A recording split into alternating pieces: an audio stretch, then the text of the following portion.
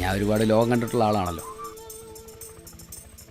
എൻ്റെ ഒരു അനുഭവത്തിൽ ആനന്ദേട്ടനെ പോലെ തെളിഞ്ഞ മനസ്സും ക്ഷമാശീലമുള്ളൊരു മനുഷ്യനെ ഞാൻ ഇതുവരെ കണ്ടിട്ടില്ല. സ്നേഹിക്കാൻ മാത്രം അറിയുന്നൊരു പാവം സാധു ചെക്കനെ എൻ്റെ അഞ്ജലി കിട്ടിയിരിക്കുന്നു. ആനന്ദനൊരു പഞ്ചപാവ, ഒരു സാധു. ഇവന് വല്ല ഫ്ലൈറ്റിന് വന്ന പോലെ. അതിന് ഫ്ലൈറ്റ് അടി ഉണ്ടാക്കിയതിന് അവനെ ബാൻ ചെയ്തിരിക്കുകയല്ലേ. എന്നെ വേദനിപ്പിച്ചിട്ട് പോയ എല്ലാവരും അനുഭവിക്കണം.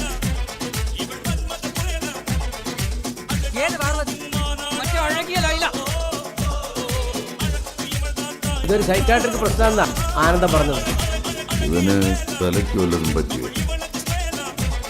എന്റെ പെങ്ങടെ കഴുത്തി താലി കെട്ടാൻ നീ വന്ന ഇനി അവസാന ദിവസം ഏത് അപരാധം പിടിച്ചവൻ വിചാരിച്ചാലാണോ ഇതൊന്ന് മുടക്കാൻ പറ്റുക?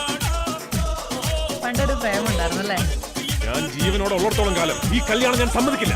മലയ്ക്ക് പോവാ, മാലിട്ടിട്ട് കള്ളം പറഞ്ഞ മലയ്ക്ക് പോവാ പുലി.